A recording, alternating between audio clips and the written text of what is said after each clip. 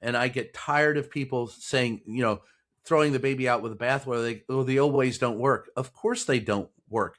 You're not using them. Legacy media isn't using them. You can't say that they don't work because systemically they're flawed. They don't work because we're not employing them. We simply have, you want to reinvent the wheel, beautiful, but make it a wheel. Not, it's still a wheel. It still needs to run.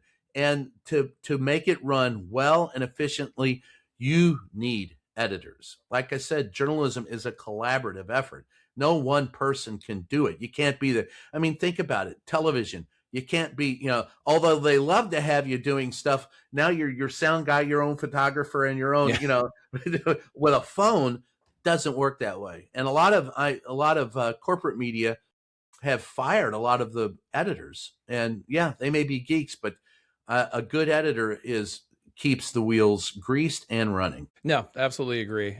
I imagine this pendulum will swing. I mean, eventually, I hope that the industry will wake up, and maybe all these folks who are now doing it independent can be brought into like different maybe groupings or conglomerates to put their efforts together. Because right now it just seems so like fragmented, and it's allowing for a lot of these problems that I think affect the industry negatively, which is like you said, anybody can be a journalist. It's like people want to come on a show like it's Oprah. You can be a journalist. You can be a journalist. You get to be a journalist. Yeah. And there is no, you don't have to have a license, so anybody can call themselves a journalist, but the act of journalism is separate from actually calling yourself. I want to see vetted factual information. And that was, I think, one of the things that maybe it's because I've been a reporter for 4, and I'll confess, when I was growing up, a journalist is what we called an out of work reporter. But I'm a journalist. Oh, really? How long have you been unemployed?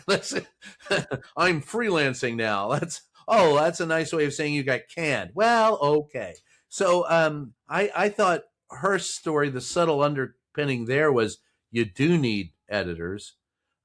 He may be an excellent reporter and certainly does it, but without an editor, I don't know that Seymour Hersh can call himself a reporter any more than I could if all I'm doing is posting when I post on social media, it's an opinion. What I post, on corporate media is vetted. It's, I have to have sources. I have to have, and I try to follow the same things when I post on social media, but I don't have that. I sometimes hire an editor because I want someone sitting over my shoulder. I want that. I want someone telling me, Brian, you're full of shit. I've got 40 years of experience. I never make a mistake. There's your first mistake. The hubris to believe that you don't make mistakes. Yeah, and I don't know if you get like this, but the night before I publish anything, I'm always like replaying everything in my head before it goes out. I'm like, did I really say that? Did I write that? Did I read that correctly? Did I cite that correctly? And like having an editor somewhat softens that. It never gets rid of it, but like for your own mental sanity, having an editor is good as well. That's so true. I've sat there sometimes going, wait a minute, did I forget that? And then I go over and look over the story. Exactly. Oh, no, I did say that. And then, wait a minute, did I say this? My wife will look at me, what's wrong with you? I can't post this. Yep. Hire the editor. Okay, you're right, I will. Yeah, I do that. So as we close out the hour here, and God, I love these conversations. I could do them all day.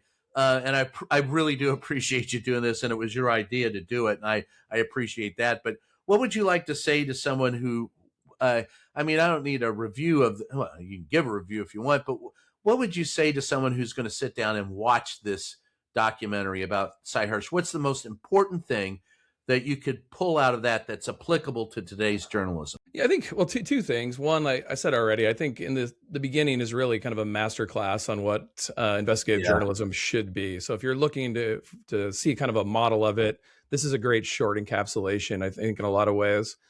But I think the other thing, and maybe it's kind of a sadder story, I think it really does show kind of how the field has been gutted in a lot of ways, that someone like Sy Hersh has sort of, ended up relying on one source for something on Substack where, he's kind of lampooned by people in the industry after being such like a towering figure. And I hope, rather than kind of just be sad about that, I hope it's a point of inspiration of like, what can we do to pull the nose up on this thing? Journalism's so important. It's so amazing. The folks who want to do it and can do it well should have some jobs. They should have opportunities to do it. They should have editors. And we really need to focus on that, not just because it's interesting storytelling, but it's a pivotal part of our democracy.